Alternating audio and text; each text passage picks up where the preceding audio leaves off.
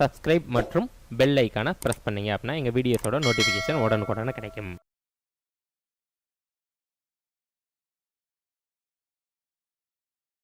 Hi friends, online மீடியாவின் அன்பான வணக்கங்கள். இந்த வீடியோவில் நம்ம என்ன பார்க்க போகிறோம் அப்படின்னா ப்ரோஸ் பீஸ் தான். அண்ட் இந்த ப்ரோஸோட டைட்டில் என்னென்னா water the elixir of life. Water the elixir of life. So இந்த ப்ரோஸ் எழுதினவங்க யாருன்னா C.V.Raman. ஓகே, நம்ம தெரியும்ல சார் C.V.Raman. ஸோ அவங்க எழுதின இந்த ப்ரோஸ் ஒர்க் தான் நம்ம பார்க்க போகிறோம். அண்ட் இது ரொம்ப ஃபேக்சுவலாக இருக்கும், ரொம்ப இன்ட்ரெஸ்டிங்காக இருக்கும், நிறைய இன்ஃபர்மேஷன் இருக்கும். அண்ட் லைன் பை லைன் கண்டிப்பாக படித்தே ஆகணும். அப்போனா தான் ஏதாச்சும் ஒரு ஒன் வேர்ட் கேட்டாலும் நம்மளால் ஆன்சர் பண்ண முடியும். So let's go to the lesson. So water the elixir of life. On it also இது ஆக்சுவலி என்ன சொல்லியிருக்காங்கன்னா, it stresses about the importance of water.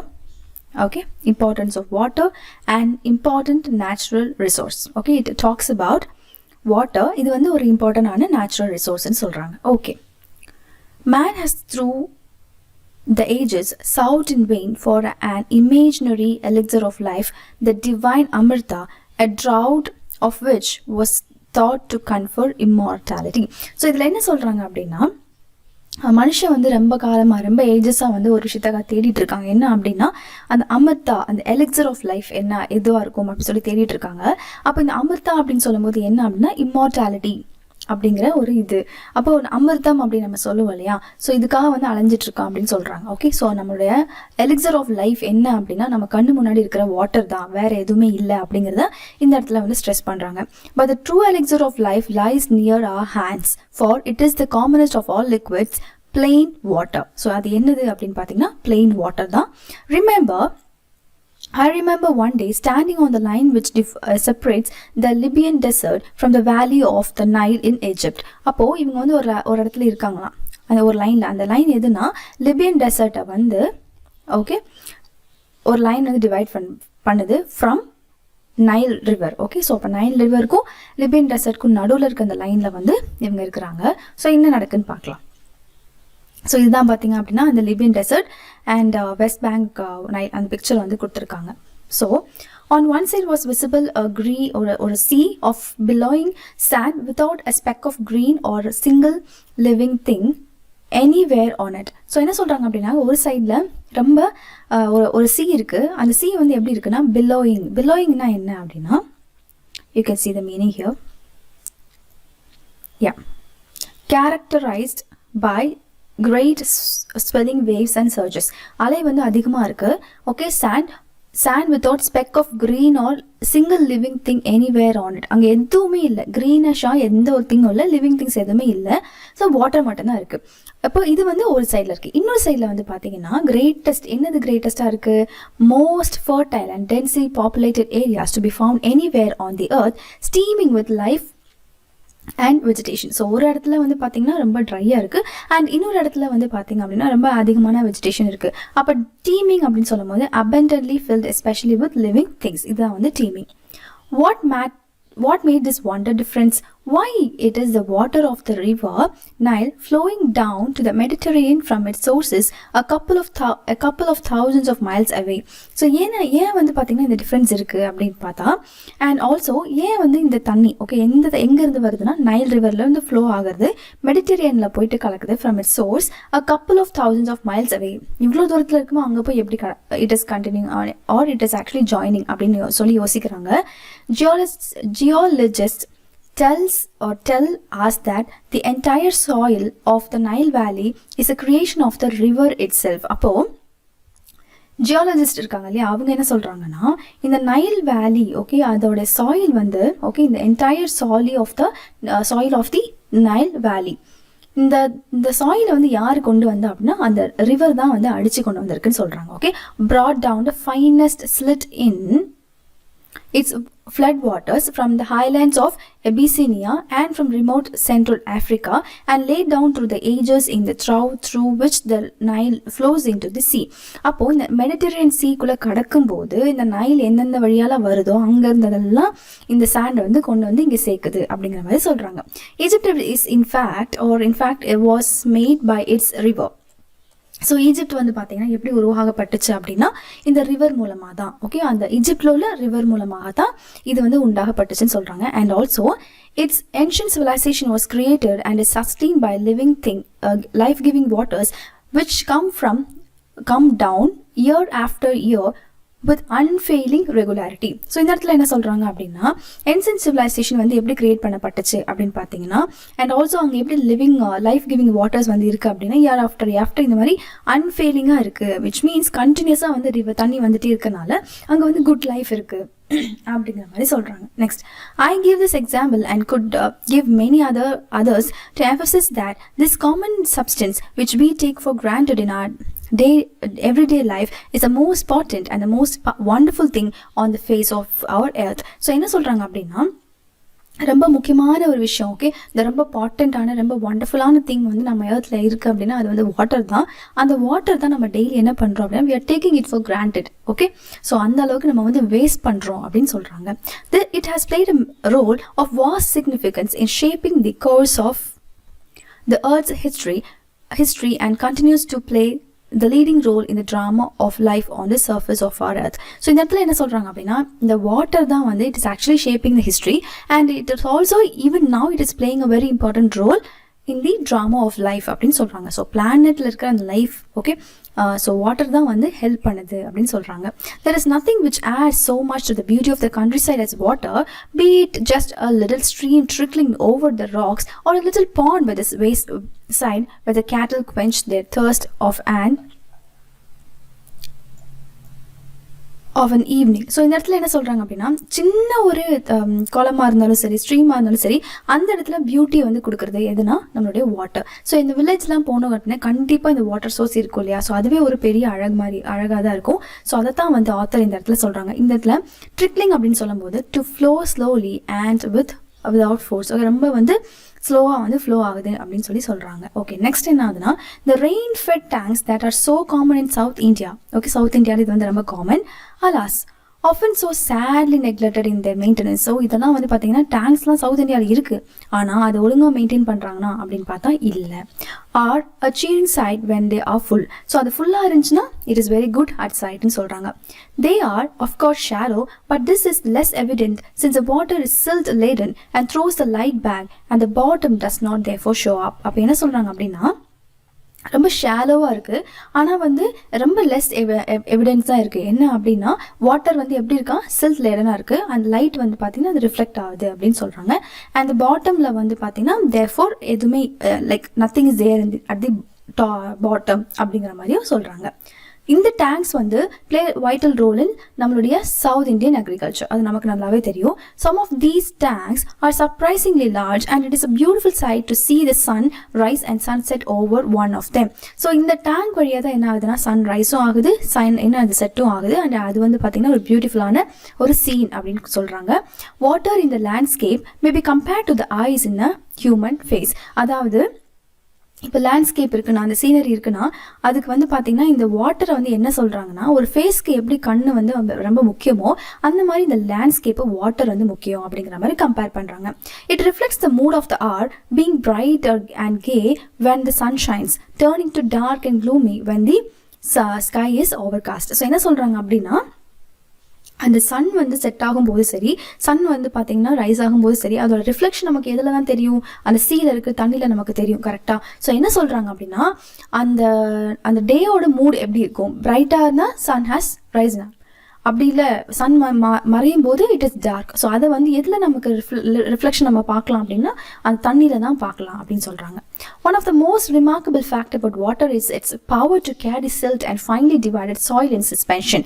So ஒரு பவர் ஆஃப் வாட்டர் என்ன அப்படின்னா இட் கேன் கேரி இந்த சாயில்லாம் இப்படி கேரி பண்ணிட்டே வரும் இல்லையா. இப்போ இங்கே ராக் இருக்குன்னா இங்கே தண்ணி வருது, இல்லை மவுண்டன் இருக்குன்னா இங்கே தண்ணி வருதுன்னா இதில் இருக்குல்ல இப்படியே பாஸ் ஆகுதுன்னா இங்கெல்லாம் மண்ணெல்லாம் இருக்கும், எல்லாத்தையும் சேர்த்து அரிச்சிட்டு வரும் இல்லையா. ஸோ அந்த மாதிரி ஒரு பவர் இருக்குது அதுக்கு அப்படின்னு சொல்கிறாங்க. This is the origin of the characteristic colour of the water in rainfed tanks. So அந்த கலர் ஆஃப் த வாட்டர் வந்து பார்த்தீங்கன்னா எப்படி கண்டுபிடிக்கலாம்னா அது எங்கேருந்து வருது, எதன் வழியாக வருது அப்படிங்கிற வச்சு கண்டுபிடிச்சலாம். This colour varies with the nature of the earth in the catchment area and it's most vivid immediately after a fresh flowing rain. So இந்த மாதிரி தான் வந்து பார்த்தீங்கன்னா அது ஸ்டோர் ஆகிற இடத்துலையும் அந்த கலர் வந்து மாறுதுங்கிற மாதிரி சொல்கிறாங்க. Swiftly flowing water can carry fairly large and heavy particles. So அவங்க வரும்போது ரொம்ப பெரிய ஹெவியான பார்ட்டிகல்ஸ் வந்து கொண்டு வராங்க. The finest particles however remain floating within the liquid in spite of their greater density and are carried to a greater distance. So என்ன சொல்கிறாங்கன்னா ரொம்ப ஹெவியான ஆப்ஜெக்ட் கூட வந்து பார்த்தீங்கன்னா வெகு தூரமாக வந்து carry out பண்றாங்க. Such particles are of course extremely small, but their number is also great and incredibly large amounts of solid matter can be transported in this way. அப்ப சின்ன பார்ட்டிகல்ஸ்லாம் வந்து நிறைய அதிகமா இருக்கு, ஹியூஜா இருக்கும். அண்ட் போத் அதாவது என்ன சொல்றாங்கன்னா அது அந்த பார்ட்டிகல்ஸ் வந்து ஸ்மாலா இருக்கட்டும், பிக்கா இருக்கட்டும், எப்படியோ இருக்கட்டும், ஹெவியா இருக்கட்டும், லைட்டா இருக்கட்டும், பட் நம்மளுடைய வாட்டருக்கு அந்த பவர் இருக்கு that they can actually or the water can actually carry them out அப்படின்னு சொல்றாங்க. Next, when silt-laden water mixes with salt water of the sea, there is rapid precipitation of the suspended matter. இது நமக்கு நல்லாவே தெரியும், கரெக்டா? அது எப்படின்னா sea water கூட கடக்கும்போது அங்க வந்து precipitation process வந்து நடக்குது. Okay, this can be readily seen when one travels by steamer down a great river to the deep sea. இது எப்போ பார்க்கலாம் அப்படின்னா நம்ம தண்ணியில் வந்து ஸ்ட்ரீமிங் போகும்போது பார்க்கலாம். The color of the water changes successively from the muddy red or brown of silt through very shades of yellow and green finally to the blue of the deep sea. So என்ன சொல்கிறாங்க அப்படின்னா the color of the water எப்படி இருக்குன்னா மடி ரெட்டாக இருக்கும், இல்லாட்டி ப்ரௌனாக இருக்கும். அண்ட் ஆல்சோ அதில் என்னென்ன ஷேட் தெரியும் அப்படின்னா yellow green, அதாவது சுற்றி இருக்கிற பிளான்ஸோட அந்த ஷேட்லாம் அதில் தெரியும். அண்ட் ஃபைனலி எங்கே போய் கலக்குது அப்படின்னா deep sea, அது வந்து ப்ளூ கலரில் இருக்குன்னு சொல்கிறாங்க. That great tracts of land have been formed by silt thus deposited is evident on an examination of the soil in alluvial areas. So இது வந்து எதில் வந்து எவிடென்ட்டாக இருக்குது? great tracts of land, அந்த தண்ணி இப்படி வரும்போது ட்ராக் கிரியேட் ஆகும் இல்லையா? ஸோ அது வந்து எதில் வந்து எவிடென்ட்டாக இருக்குது அப்படின்னு பார்த்தீங்கன்னா alluvial areasல. Such land consisting as it does of finely divided matter is usually very fertile. So இந்த மாதிரி ரொம்ப ஃபைன்லி டிவைடடான ஒரு மணல் இருக்குது இல்லை மட் இருக்குது அப்படின்னா அது வந்து ரொம்ப ஃபர்டைலாக இருக்கும் அப்படிங்கிற மாதிரி சொல்கிறாங்க.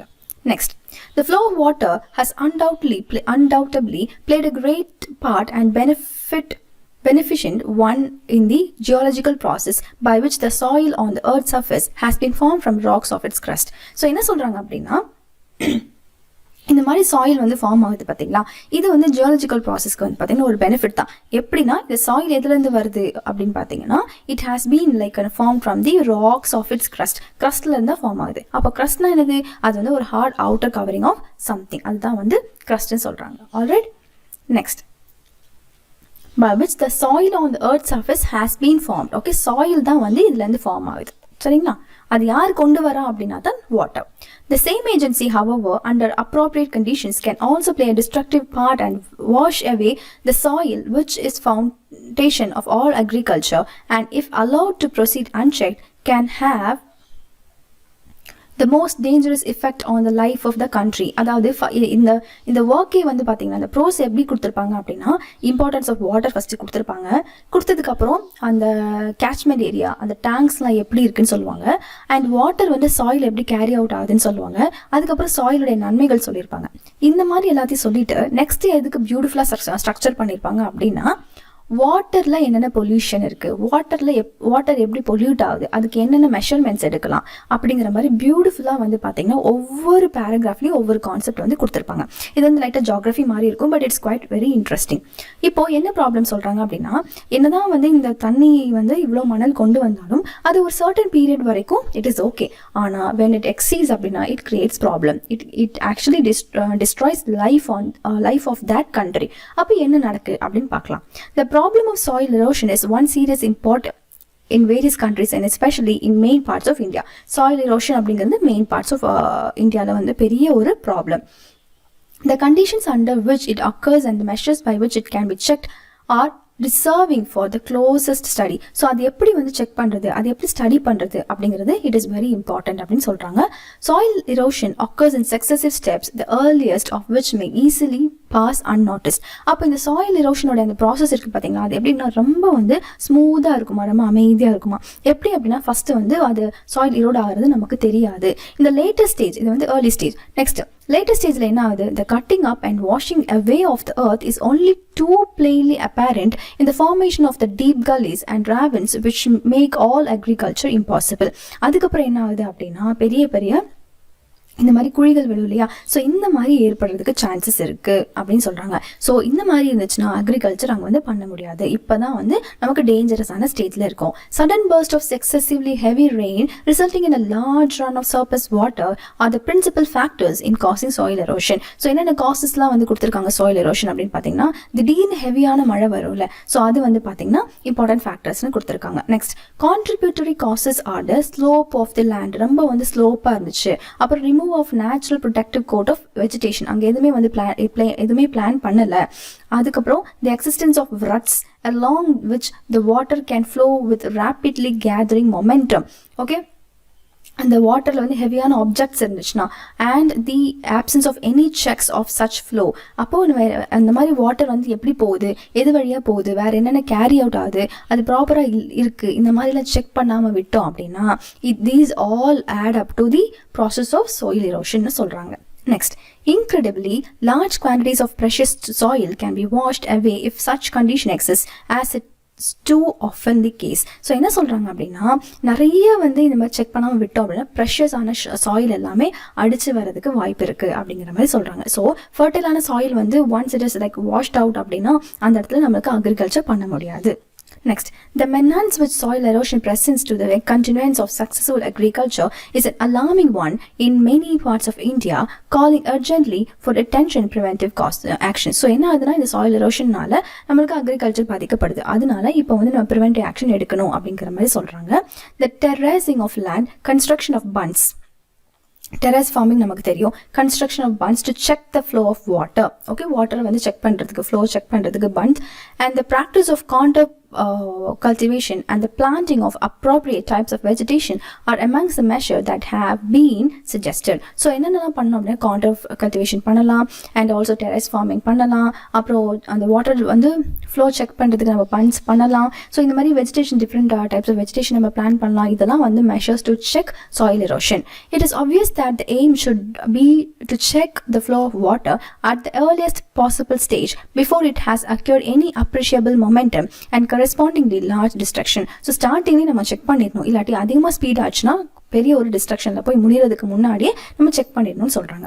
Water is the basis of all life. It is very important, நமக்கு நல்லாவே தெரிஞ்ச ஒரு விஷயம் தான்.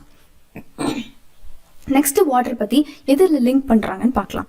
Every animal and plant contains a substantial proportion of free or combined water in its body, and no kind of physiological activity is possible in which the fluid does not play an important role. So என்ன சொல்கிறாங்க அப்படின்னா, எல்லா பிளான்ட்டுக்கும் எல்லா அனிமலுக்கும் water வந்து ரொம்ப important. எந்த ஒரு physical ஆக்டிவிட்டியும் தண்ணி இல்லாமல் பண்ண முடியாது. வெறும் ஃப்ளூயிட் மட்டும் எடுத்துகிட்டு நம்ம எந்த ஒரு ஒர்க்குமே பண்ண முடியாதுன்னு சொல்கிறாங்க. Water is of course necessary for animal life, while moisture in the soil is equally imperative for the life and growth of plants and trees, though the quantity necessary varies enormously with the species.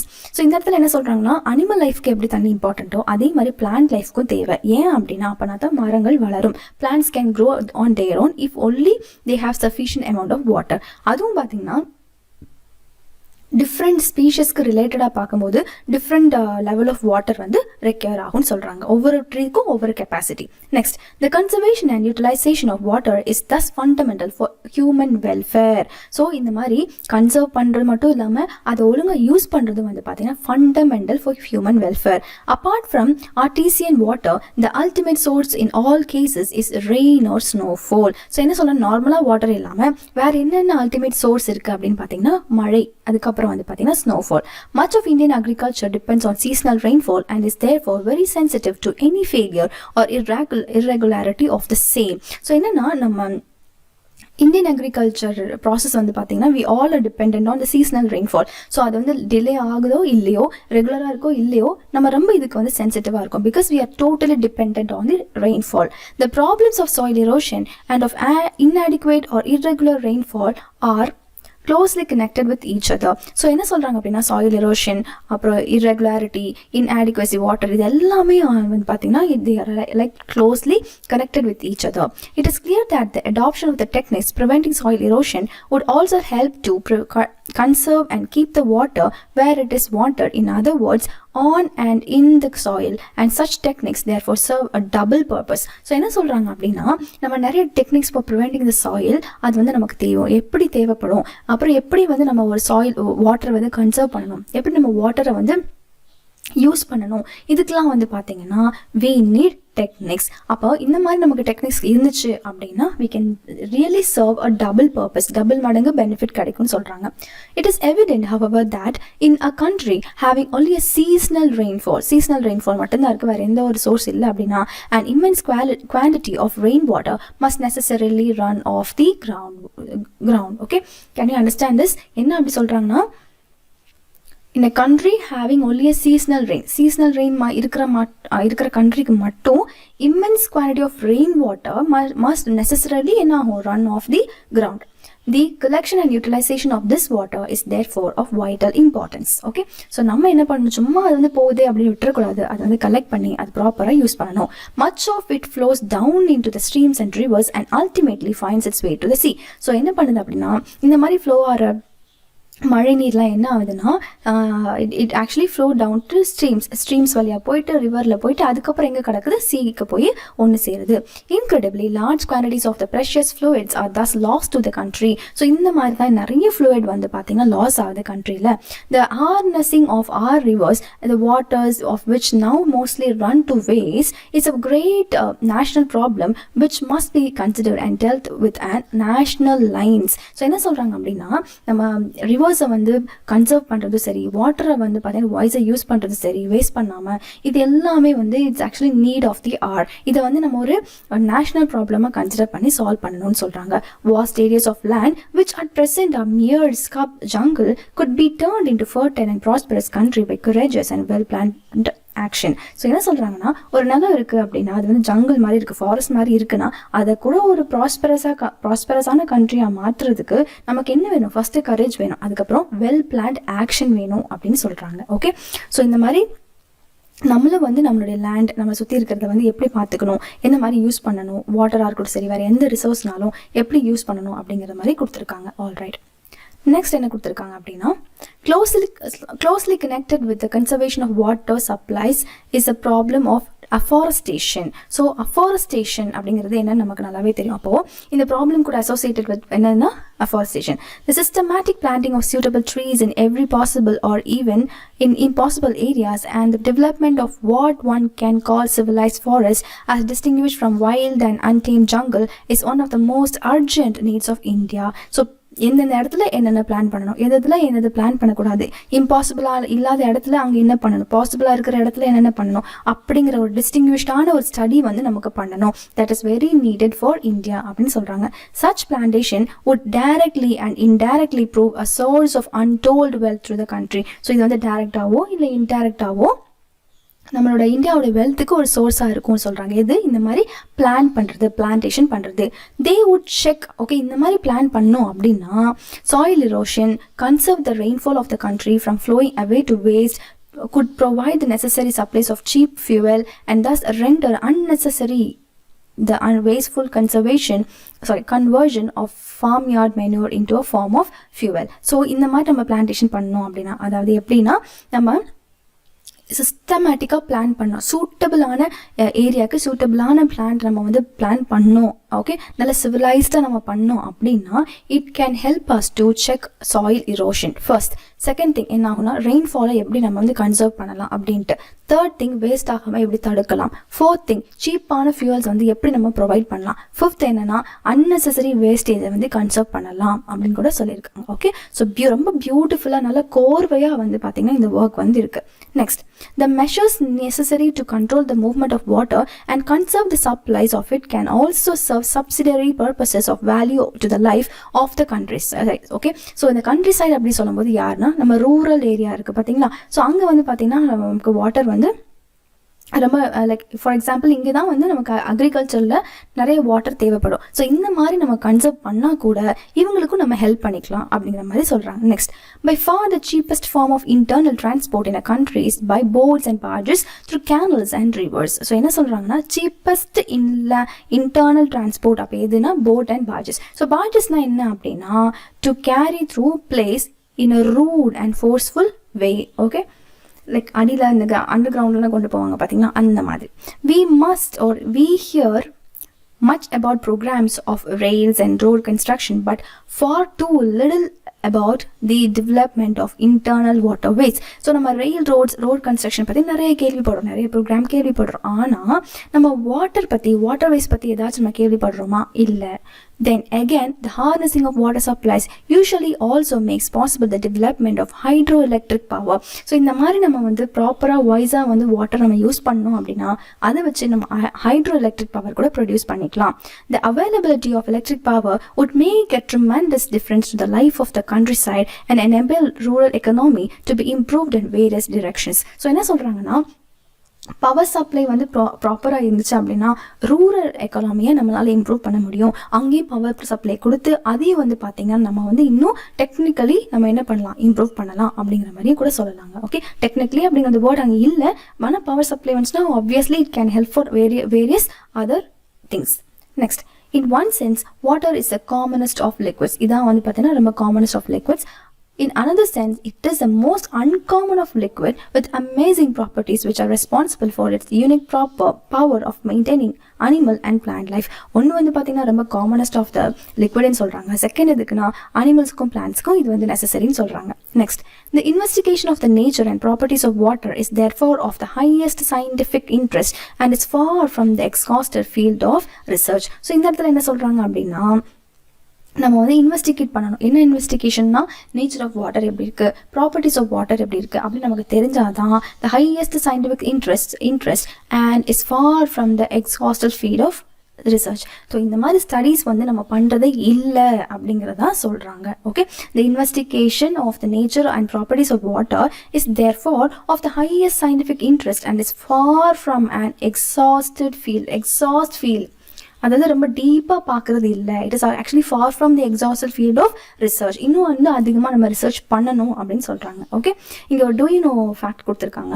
The great Pacific garbage patch, இது வந்து பார்த்தீங்கன்னா world's largest collection of floating ட்ராஷ்னு சொல்கிறாங்க. And இது வந்து எங்கே இருக்குது அப்படின்னா Pacific Ocean between Hawaii and California and is often described the larger than Texas. So இது வந்து பசிபிக்கில் இருக்குது, பிட்வீன் ஹவாய் அண்ட் கலிஃபோர்னியாக்கு இந்த நடுவில் வந்து தான் என்னது இருக்குது, இந்த the great Pacific garbage patch இருக்குது. இது வந்து என்ன சொல்கிறாங்கன்னா லார்ஜர் தென் டெக்ஸஸ்ன்னு சொல்கிறாங்க. Approximately 7 million tons of plastic and other debris up to 9 feet deep are floating. அதாவது இதில் வந்து கிட்டத்தட்ட 7 million tons of plastic இருக்காமா. debris வந்து பார்த்தீங்கன்னா 9 feet long அளவுக்கு அங்கே வந்து float ஆகிட்டு இருக்காங்க. Can you see how polluted it is? By estimation, 80% of the plastic originates from land floating in rivers to the ocean, and the remaining 20% of the plastic originates from the oil platforms and ships. So 80% எங்கேருந்து தான் வருது அப்படின்னா இந்த plastic லேண்ட்லேருந்து தான் வருது. மற்றதெல்லாம் ரிவர்ஸில் வந்து ஃப்ளோட் ஆகிட்டு இருக்கு. மிச்சம் 20% எங்கேருந்து வருதுன்னா ஆயில் பிளாட்ஃபார்ம் அண்ட் ஷிப்லேருந்து வருது. These trash piles are the biggest threat to the sea animals. It is very important. இந்த மாதிரி இருக்கிற குப்பைகள், இந்த மாதிரி இருக்கிற வந்து பார்த்திங்கன்னா ஹார்ம்ஃபுல்லான ஒரு சப்ஸ்டன்சஸ்லாம் வந்து லைஃப்பில் அனிமல்ஸ் பிளான்ட்ஸு கூட என்ன ஆகுதுன்னா அவங்களோட லைஃப்பை வந்து it is actually greatest thread to them அப்படின்னு கூட சொல்கிறாங்க. ஓகே, ஸோ நம்ம ஆத்தர் பற்றி பார்க்கலாம். Sir C.V.Raman, அதாவது sir Chandrasekhara Venkata Raman. He was born in the year 1888 in the month November 7th. And he was actually he passed away on 21st of November 1970. And even when ஒரு Indian physicist born in திருச்சியில தான். He carried out groundbreaking work in the field of light scattering which earned him the Nobel Prize in 1930. இது கேட்கலாம். For physics எந்த இயர்னு கூட கேட்கலாம். He discovered that when light travels a transparent material, some of the deflected light changes wavelength. So wavelength வந்து எப்படி change ஆகுது நம்ம ஃபிசிக்ஸில் படிச்சிருப்போம் இல்லையா. ஸோ அதை வந்து இவங்க தான் கண்டுபிடிச்சிருக்காங்க. This phenomenon subsequently known as the Raman scattering results from the Raman effect, and to commemorate it, February 28 is celebrated as National Science Day. Okay, fine. So இந்த ஒரு இதனால ராமன் எஃபெக்ட்னால இந்த ஒரு கான்ட்ரிபியூஷன் இவங்க கொடுத்துருக்கனால February 28 வந்து நேஷனல் சயின்ஸ் டேவாக வந்து celebrate பண்ணுறாங்க. In 1954 India honored him with the highest civilian award, என்னது பாரத் ரத்னா வந்து கொடுத்துருக்காங்க. ஓகே, எப்போ 1954ல். Okay, it is very important. C.V. ராமனுக்கு கிடைச்ச ஹையஸ்ட் சிவிலியன் அவார்ட். ஓகே, இப்போ கொஞ்சம் நம்ம எக்ஸசைஸ் பார்க்கலாம். And here are the meanings of idiom, and you got the meaning. So match பண்ணிருக்கேன். Numbers also I have given. Let's just please go through once again. Yes, blood run thicker than water அப்படின்னு சொல்லும்போது family members, பிளட்னாலே family மெம்பர்ஸ்னு வரல. So அதை மாதிரி ஞாபகம் வச்சுக்கலாம். To be a fish out of water அப்படின்னு சொல்லும்போது you can see here what is that, to be uncomfortable in a particular situation. ஒரு சுச்சுவேஷனில் நம்ம ரொம்ப அன்கம்ஃபர்டபுளாக இருக்கோம் அப்படின்னா அந்த மாதிரி தான். ஓகே, அதாவது ஒரு ஃபிஷ்ஷை தண்ணியிலேருந்து வெளியே எடுத்துகிட்டு அது எப்படி இருக்கும், எந்த மாதிரி ஃபீல் ஆகும் இல்லையா, அந்த மாதிரி தான் சொல்லியிருக்காங்க. அதே மாதிரி ஒவ்வொரு இடியம்ஸ்க்கு வந்து பார்த்தீங்கன்னா மேட்ச் பண்ணியிருக்காங்க.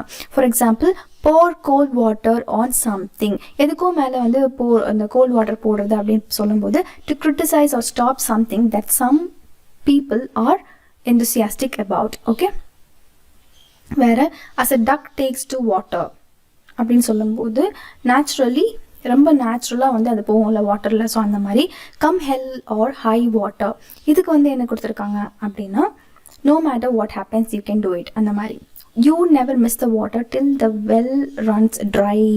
People are not grateful for what they have until they lose it. So இருக்கிறது வரைக்கும் அருமை தெரியாது, இல்லாதப்போ தானே தெரியும். ஸோ அந்த மாதிரி. அண்ட் தென் ட்ரெட் வாட்டர் அப்படின்னு சொல்லும்போது இந்த இடத்துல என்ன சொல்லியிருக்காங்க, to be active but without making progress or following further behind. So அந்த மாதிரி இருக்கிறது. Be or like water off a duck's back அப்படின்னு சொல்லும்போது criticize to some one that has no effect on them at all. Okay, பின்னாடி பேசுறது மாதிரியோ இல்லை அவங்களுக்கு எந்த ஒரு எஃபெக்ட் ஆகாமல் பார்த்துக்கிறது. To be in deep water அப்படின்னு சொல்லும்போது ரொம்ப டிஃபிகல்ட்டான சுச்சுவேஷனில் இருக்கிறத வந்து அந்த மாதிரி சொல்கிறாங்க. Okay, fine. வேறு என்ன கொடுத்துருக்காங்கன்னா இப்போது கிராமர் பார்ட் பார்க்கலாம் நம்ம. So it is actually very very very இம்பார்ட்டண்ட்டான பார்ட் வந்து இதில் தான் கொடுத்துருக்காங்க. ஸோ பேசிக்கான நிறைய விஷயங்கள் வந்து இதில் கொடுத்துருக்காங்க. ஆல்ரைட், ஸோ நம்ம அதை வந்து ஒன்று ஒன்றா பார்க்கலாம்.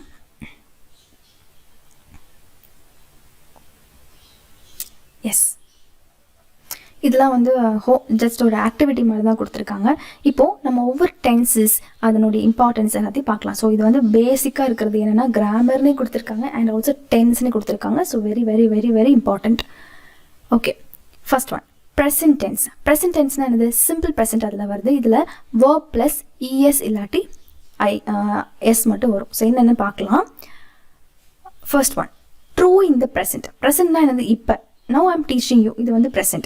ஸோ இது வந்து true in the present. He works in a studio, அவங்க வந்து ஸ்டுடியோவில் ஒர்க் பண்ணிட்டு இருக்காங்க. அப்படிங்கும்போது அவங்க அந்த டைமில் வந்து ஒர்க் பண்ணிட்டு இருக்காங்க. இப்போது ஹேபிட் வந்து பார்க்கலாம். ஹேபிட் எப்படி சொல்லியிருக்காங்கன்னா, I always drink coffee at work. அப்போ ஒர்க் பண்ணிட்டு இருக்கும்போது ஒர்க் பிளேஸில் அவங்க எப்போவுமே காஃபி சாப்பிடுவாங்க. Okay, he wakes up at 7 AM every day. இது வந்து அவங்களுடைய பழக்கம்.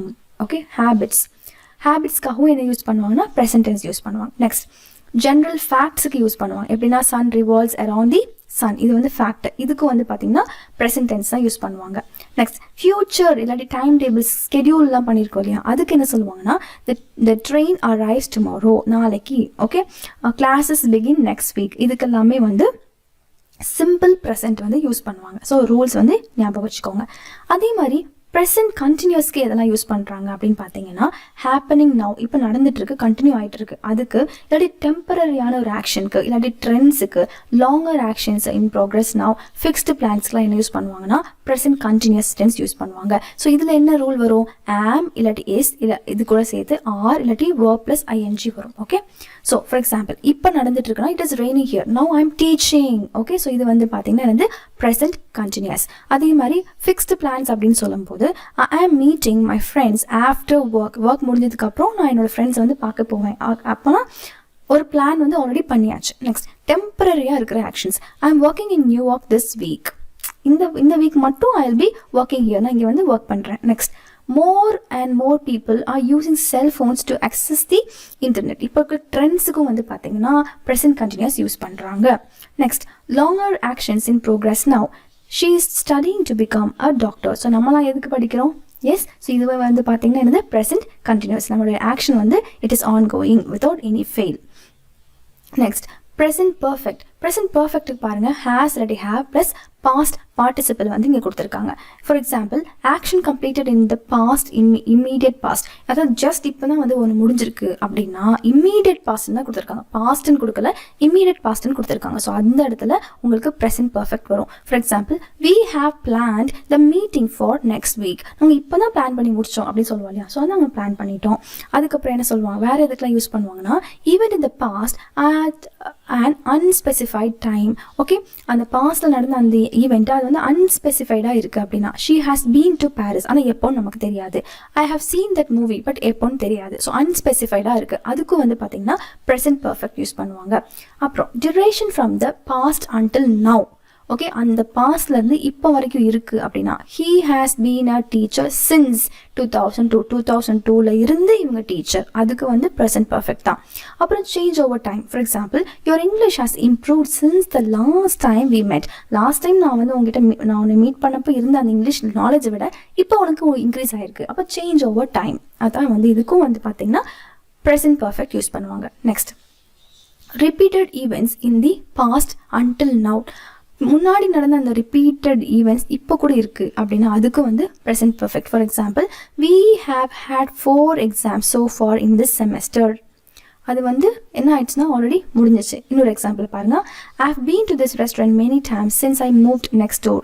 ஓகே, நான் வந்து நெக்ஸ்ட் டோருக்கு நான் போனாலும் I have been to this restaurant many times, நான் முன்னாடி வந்து ஆல்ரெடி வந்திருக்கேன் அப்படின்னு நம்ம சொல்லுவோம்ல. அப்போது இந்த ஆக்ஷன் வந்து ரிப்பீட் ஆகிருக்கு. அண்ட் இப்போ கூட இதுக்கு நான் அங்கே நான் வேற ஒரு இடத்துக்கு நான் போனாலும் நான் இங்கே வந்துட்டு தான் இருக்கேன், முன்னாடி இருந்த இடத்துல இருந்தப்போவும் நான் அங்கே போயிட்டு தான் இருக்கேன். ஓகே, அந்த மாதிரி மீனிங் வருது. ஸோ இதுக்கும் வந்து பார்த்தீங்கன்னா ப்ரெசென்ட் பர்ஃபெக்ட் வந்து யூஸ் பண்ணுறாங்க.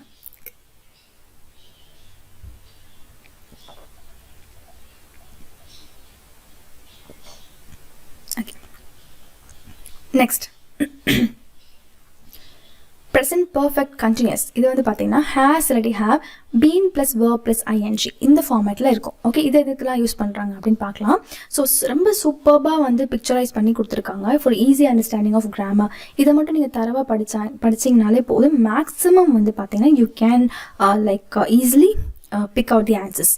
ஸோ இந்த ப்ரெசென்ட் பர்ஃபெக்ட் கண்டினியூஸ் எதுக்கு யூஸ் பண்ணுறாங்கன்னா duration from the past until now. Okay, so அந்த பாஸ்ட்லேருந்து இப்போ வரைக்கும் he has been teaching for 10 years. அப்போ சின்ஸ் வந்து வேறு இதுக்கு யூஸ் பண்ணுவாங்க, ஆனால் 10 years டீச் பண்ணிகிட்ருக்காரு அப்படின்னு சொல்லும்போது இந்த இடத்துல has been வரணும். Okay, next actions happening recently, இப்போ ரீசெண்டாக நடந்தது அப்படின்னு பார்க்கும்போது she has been exercising a lot recently, இப்போ தான் வந்து ஸ்டார்ட் பண்ணியிருக்கா அப்படின்னு சொல்லுவோம் இல்லையா, அந்த மாதிரி.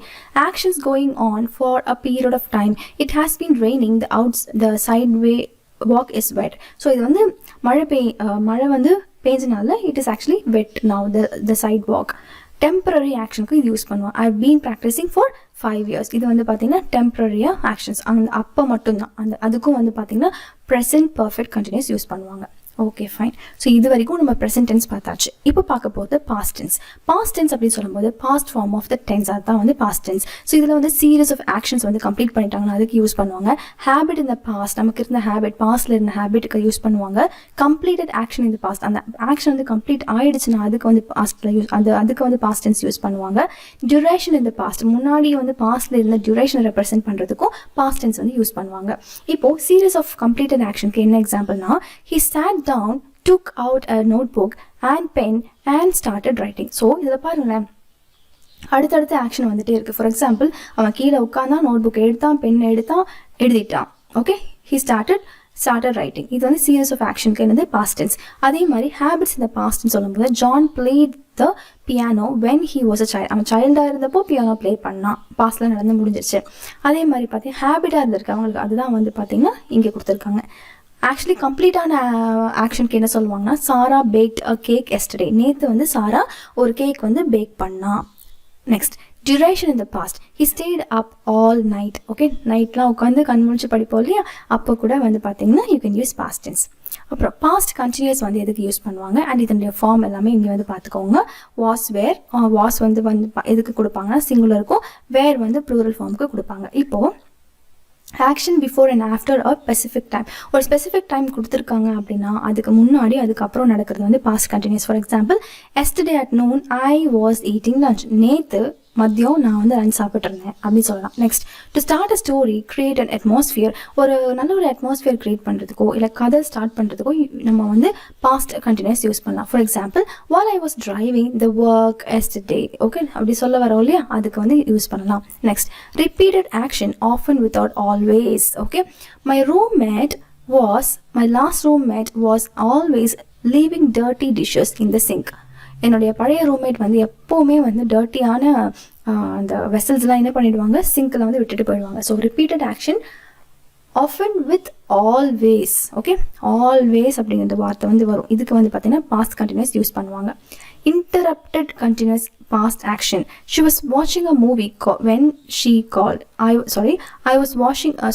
was actually watching a movie when she called. அப்போ நான் வந்து டிவி இந்த மூவி பார்த்துட்டு இருக்கும்போது she called me. சரியா, இல்லாட்டி அவள் என்னை கூப்பிடும்போது நான் டிவி பார்த்துட்டு இருந்தேன் அப்படின்னு இன்டரப்டட் வருது பார்த்தீங்களா, இன்டரப்ஷன். ஸோ அதுக்கு கூட நீங்கள் பாஸ்ட் கண்டினியூஸ் யூஸ் பண்ணலாம்.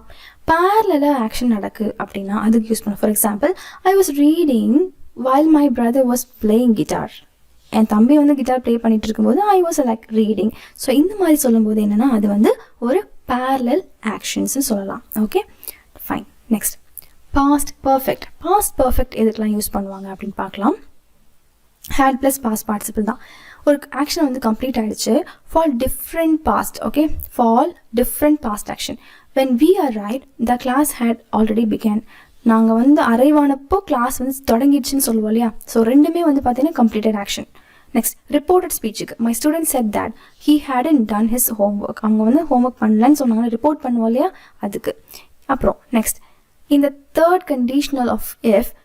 ஓகே, இஃப் வந்துச்சுன்னா அதுக்கும் நம்ம என்ன யூஸ் பண்ணுவோம், ப்ரெசன்ட் பாஸ்ட் பர்ஃபெக்ட் வந்து யூஸ் பண்ணுவோம். Past perfect. For example, if it had rain I would have bought an umbrella. Next, a period of time before an event in the past. A period of time அந்த event தொடங்குறதுக்கு முன்னாடி அது பாஸ்டில் இருக்கும்போது. We had owned a house for 20 years before we sold it. நாங்கள் அதை விற்கிறதுக்கு முன்னாடி ஒரு 20 வருஷத்துக்கு முன்னாடி என்ன பண்ணிட்டோம், அதை நாங்கள் ஓன் பண்ணிட்டோம். ஸோ அந்த ஆக்ஷன் வந்து பார்த்தீங்கன்னா கம்ப்ளீட் ஆயிடுச்சு. ஆனால் அதுக்கு முன்னாடி ஒரு ப்ராசஸ் வந்து இருந்திருக்கும் இல்லையா, அதை கூட ரெப்ரசென்ட் பண்ணுறதுக்கு we are using past perfect. Next, past present perfect எப்படி இருக்கும் அப்படின்னா continued action in the past before an action in the past. Okay, அந்த ஆக்ஷன் வந்து பார்த்தீங்கன்னா continued before an action in the past. He had been waiting for an hour when she finally arrived. Okay, அவங்க வந்து அந்த பொண்ணு வரத்தட்டியும் he had been waiting. Okay, அந்த present tense இருக்கு, sorry continuous tense இருக்கு. ஸோ அந்த ஆக்ஷன் வந்து இன்னும் போயிட்டு தான் இருக்கு. அப்போ ஒரு ஆக்ஷன் ஆல்ரெடி கம்ப்ளீட் ஆயிடுச்சு. என்னன்னா அவள் அரைவ் ஆயிட்டான், பட் ஸ்டில் அவள் வரத்தட்டே he was like waiting இல்லையா, அந்த வெயிட்டிங் இடத்துல வந்து கண்டினியூஸாக இருக்கு. நெக்ஸ்ட், இஃப் வந்துச்சுன்னா அது இம்பாசிபிள் கண்டிஷன் வந்துச்சுன்னா, if I had been paying attention I wouldn't have got in to an accident. நான் வந்து கவனமாக வந்திருந்தேன் அப்படின்னா ஆக்சிடென்ட் ஆயிருக்காது. இந்த இடத்துல இங்கேயும் வந்து ஒரு இஃப் இருக்கு. ஸோ அது வந்து நீங்கள் கன்ஃபியூஸ் ஆகிடக்கூடாது. இதில் வந்து தேர்ட் கண்டிஷனல் ஆஃப் இஃப் தான் கொடுத்துருக்காங்க. ஆனால் இதில் வந்து பார்த்தீங்கன்னா இம்பாசிபிள் கண்டிஷன் கொடுத்துருக்காங்க. ஸோ டிஃப்ரென்ஸ் வந்து இருக்கு, பார்த்துக்கோங்க. Cause of something in the past அப்படின்னு சொல்லும்போது he went on a diet because he had been eating too much. அவன் ரொம்ப சாப்பிட்டனால இப்போ என்ன பண்ணுறான், டயட்டில் இருக்கான். Okay, he went on, it's not in diet, he went on அப்படின்னா அவன் வந்து ஆல்ரெடி நிறைய சாப்பிட்டுட்டு இருந்தனால டயட்டில் இருந்தான். Okay, can you see two past here? So இந்த மாதிரி தான் வந்து நம்ம past perfect continuous வந்து யூஸ் பண்ணணும். Next, reported speech. She said that John had been helping her study for months. Okay, அவள் சொன்னா என்னன்னா ஜான் வந்து அவளுக்கு ஒரு ஸ்டடீஸில் நிறைய for more than months என்ன பண்ணுறாங்க, ஹெல்ப் பண்ணியிருக்காங்க அப்படின்ட்டு. Okay, can you see here? Even now it is going, helping. Okay, it is actually continuous. Next, இப்போ ஃபியூச்சர் டென்ஸ் வந்து பார்க்கலாம். ஃபியூச்சர் டென்ஸ் என்ன கொடுத்துருக்காங்கன்னா இட் இஸ் ஆக்சுவலி சிம்பிள் ஃபியூச்சர்னா ஷால் அடிபிள் ப்ளஸ் வேர்ப் வரும். இது எப்படிலாம் யூஸ் பண்ணுவோம் அப்படின்னா அட் த ப்ரெசன்ட் மோமெண்ட்ல யூஸ் பண்ணுவோம். Someone is at the door, I'll see who is that. யாரோ வந்துருக்காங்க பார்த்துட்டு வரேன்னு சொல்லுவோம் இல்லையா. ஸோ அதுக்கு future tense. Next, promise offer பண்ணுறோம், I'll help you with my work your homework today. நான் வந்து உனக்கு ஹெல்ப் பண்ணுறேன்னு சொல்லி வாக்கு கொடுப்போம் இல்லையா. ஸோ அதுக்கு வந்து பார்த்தீங்கன்னா simple future. Next, refusal. She won't tell me her password. அவள் சொல்ல மாட்டேன் என்னோட பாஸ்வேர்ட் அப்படின்னு சொல்லுவோம் இல்லையா. ஸோ அதுக்கு வந்து பார்த்தீங்கன்னா என்னதுன்னா அந்த இடத்துல சிம்பிள் ஃபியூச்சர். ஸோ இதை வந்து நம்ம என்ன சொல்லலாம், வில்லிங்னஸ்ன்னு சொல்லலாம். ஆல்ரைட். நெக்ஸ்ட், ஃபியூச்சர் ஃபேக்ட்டுக்கு வந்து யூஸ் பண்ணலாம். அதுக்கு எப்படின்னா will plus verb. My mother will get a football today. அம்மா வந்து எனக்கு இன்றைக்கி ஒரு ஃபுட்பால் வாங்கி தருவாங்க. Next plan or intention. I am going to watch a movie tonight. நான் இன்றைக்கி வந்து பார்க்க போகிறேன். It is actually what it is planned. Okay, so இந்த இடத்துல வந்து பார்த்தீங்க அப்படின்னா ஃபியூச்சர் ஃபேக்ட், அம்மா எனக்கு வாங்கி தருவாங்க அப்படிங்கிறது ஃபேக்ட். ஓகே, ஆனால் நான் பிளான் பண்ணியிருக்கேன். அப்போ ஃபேக்ட்டுக்கும் பிளானுக்கும் நிறைய டிஃப்ரென்ஸ் இருக்குது. ஆல்ரைட். நெக்ஸ்ட் ப்ரெடிக்ஷன் அப்படின்னு சொல்லும்போது it's cloudy, it's going to rain. இது வந்து க்ளவுடியாக இருக்குது, கண்டிப்பாக மழை வரும், அதுக்கு வந்து யூஸ் பண்ணுவாங்க. ஒப்பீனியனுக்கும் யூஸ் பண்ணுவாங்க. You will go abroad someday அப்படின்னு எனக்கு தோணுது, ஒப்பீனியன் கொடுக்குறேன் அப்படின்னு சொல்லுவோம் இல்லையா, அந்த மாதிரி. நெக்ஸ்ட் ஃபியூச்சர் கண்டினியூஸ் எப்படி இருக்கும் அப்படின்னா they will be coming to visit us next week. அவங்க வந்து அடுத்த வாரம் வருவாங்க அப்படின்னு நம்ம சொல்லுவோம்ல. அப்போது இந்த இடத்துல ஃபியூச்சர் கண்டினியூஸ்.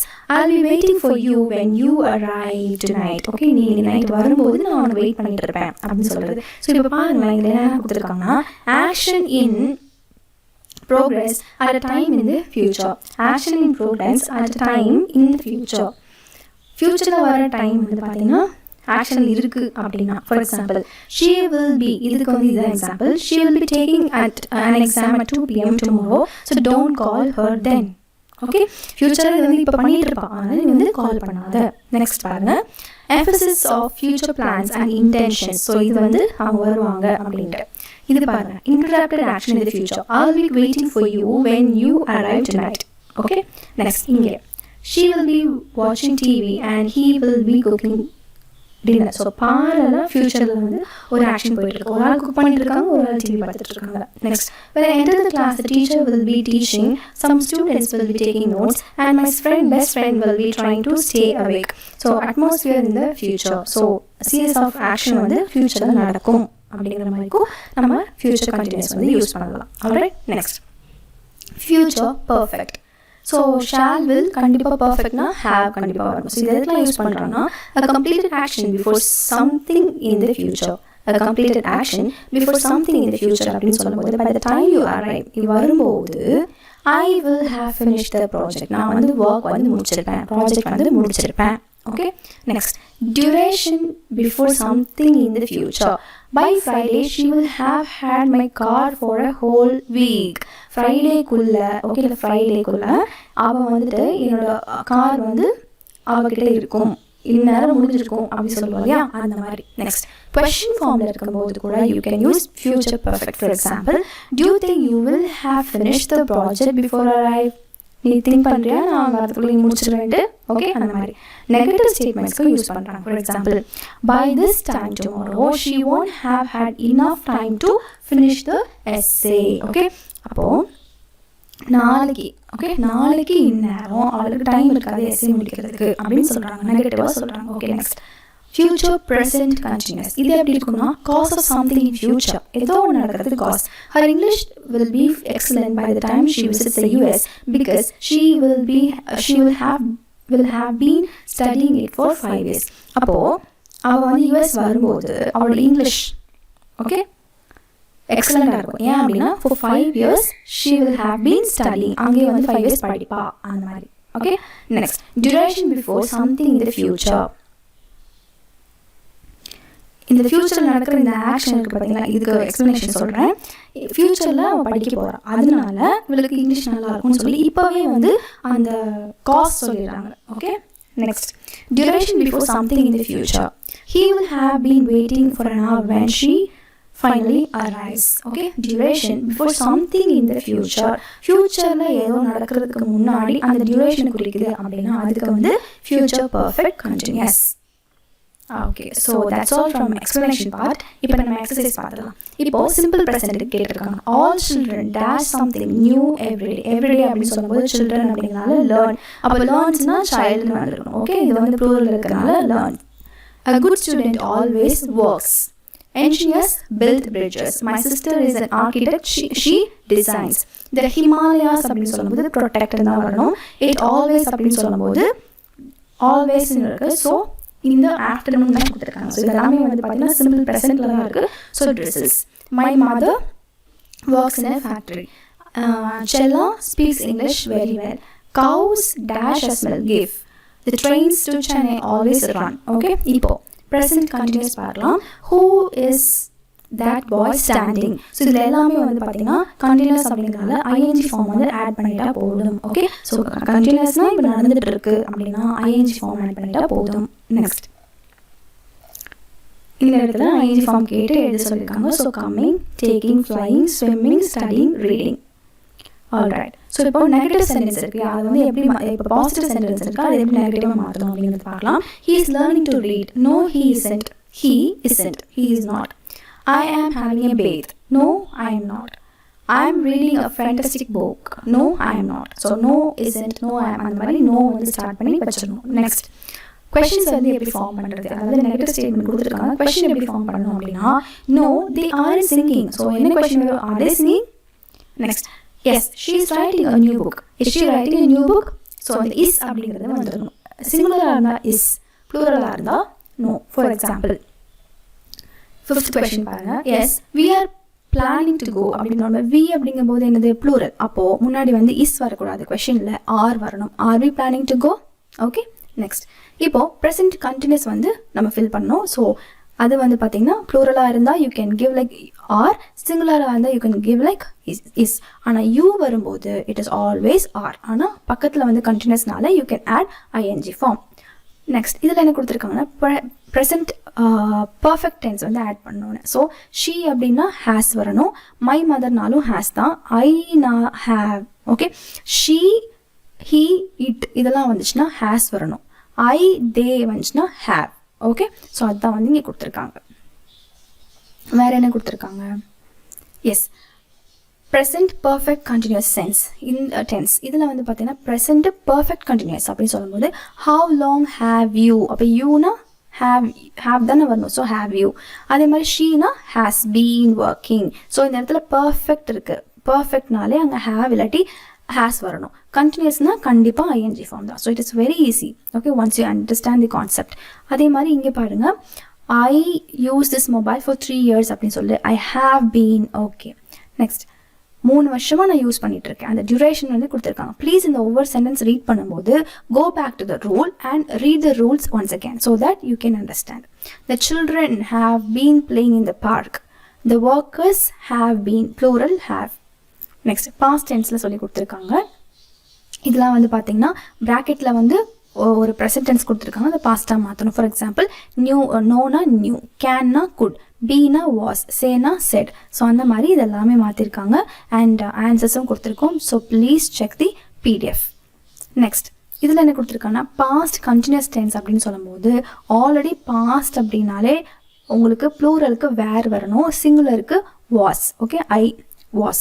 எப்படி ஹேஸ்க்கெலாம் ஒரு ரூல் இருந்துச்சுல, ஸோ எங்கெங்கெல்லாம் ஹேஸ் வந்துச்சோ, for example it, she, he, இதுக்கெல்லாம் வந்து ஹேஸ் யூஸ் பண்ணோம் இல்லையா. ஸோ அதுக்கெல்லாம் வந்து நமக்கு பாஸ்ட் கண்டினியூஸில் எப்படி மாறும்னா வாஸ் வரணும். இதுவே தே அந்த மாதிரி ப்ளூரல் வந்துச்சுன்னா உங்களுக்கு வேர் யூஸ் பண்ணணும். Okay, so this is how you need to distinguish and study.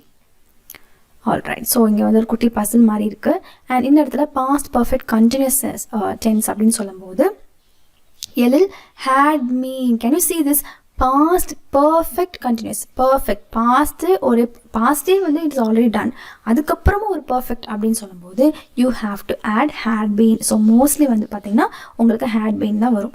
அப்போ ஃபியூச்சர் வந்துச்சுன்னா கண்டிப்பாக வில் தான். ஓகே, ஸோ இதெல்லாத்துக்குமே வந்து பார்த்தீங்கன்னா வில் தான் வரும். ஸோ இதெல்லாத்துலையுமே வந்து வில் கம், வில் கோ அந்த மாதிரி.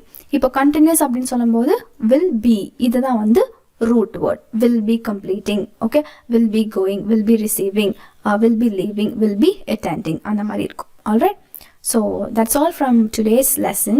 Hope you all enjoyed it. So it is a very important part of the grammar. Hope I made you all clear. So next videoல இதே மாதிரி இன்னொரு prose book நம்ம பார்க்கலாம். Until then, keep studying, happy learning and thank you so much.